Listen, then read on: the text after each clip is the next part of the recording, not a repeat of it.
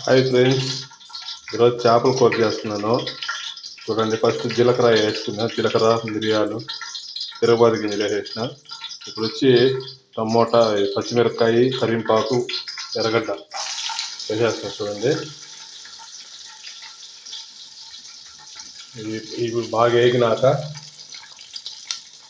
వేగినాక మళ్ళీ టమోటా అల్లం పేస్ట్ వేసుకోవాలి. సరేనా? ఓకే.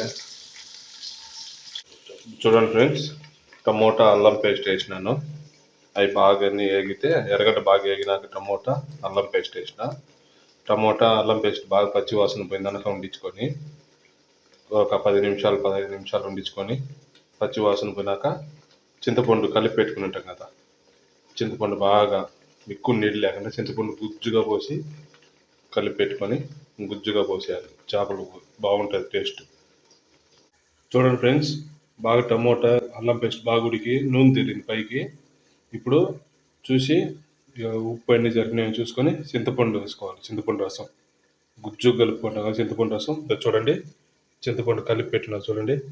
చింతపండు ఇప్పుడు చింతపండు వేసుకోవాలి. చూడండి ఫ్రెండ్స్, చింతపండు రసం వేసేసిన. కొంచెంసేపు ఉడికినాక అందులో ఉప్పు ఎంత ఉండదు, పులుపు తగ్గి ఉప్పు వేసుకుందాము. కారం, ఉప్పు, చేపల మసాలా అవి 10 నిమిషాలు బాగా ఉడకనిచ్చి అప్పుడు అన్నీ వేసుకొని చేపలు వదిలేసేప్పుడు మళ్ళీ చేపలు వేసేప్పుడు చూపిస్తాను. చూడండి ఫ్రెండ్స్, చింతపండు బాగా ఉడికింది. ఇప్పుడు వచ్చి చేపల మసాలా వేస్తున్నా. చూడండి, చేపల మసాలా వేసేసినాము. ఒక 5 నిమిషాలు వండిచ్చి చూసినారు కదా ఫ్రెండ్స్. ఇప్పుడు చేపల మసాలా వేసుకున్నాము. ఇప్పుడు వచ్చి మిరప్పొడి వేస్తున్నాం. మిరప్పొడి, చేపల మసాలా వేసేసినాం ఆల్రెడీ. ఇప్పుడు మిరప్పొడి వేసుకుంటాం. చూడండి, బాగా ఎన్ని ఉడికినాక 10 నిమిషాల తర్వాత చేపలు వేస్తాను. చేపలు కూడా చూపిస్తాను. ఒక 10 నిమిషాలు బాగా ఉడికితే మసాలాలన్నీ, అప్పుడు చేపలు వేసుకునేది కూడా మనం చూపిస్తాం. చేపలు ఎట్టేసేది కూడా చూపించేస్తాం. ఫ్రెండ్, చేపలన్నీ క్లీన్ చేసి పెట్టుకున్నాము. ఇప్పుడు చేపలు బాగా ఫ్రై అయిపోయింది చూడండి. అది ఇప్పుడు చేపలు వేసుకుందాము. చేపలు వేసేస్తాం. చూడండి, చేపలు వేస్తున్నా. చూడండి, మొత్తం చేపలు వేసేసుకుంటే మళ్ళీ మనం నీళ్ళు ఎన్ని కావాలి, పులుసుకి సరిపోతాయో చూసుకోవాలి. చూసుకొని నీట్గా అప్పుడు ఉప్పు, కారము అన్నీ చూసుకుంటే లెవెల్గా సరిపోతాయి. చూడండి, మన కడప స్టైల్లో చేపల పులుసు ఇది. మొన్న ఇద్దరు చేస్తారు చూడు చేపల పులుసు, ఆ మాదిరి వచ్చేది. చూడండి, ఓకే. చూడండి, చేపలు వేసేసిన అన్నీ. ఇప్పుడు ఒక 10 నిమిషాలు మూత పెట్టేసేయాలి. చూడండి ఫ్రెండ్, చేప ఎట్టు ఉడుకుతుందో.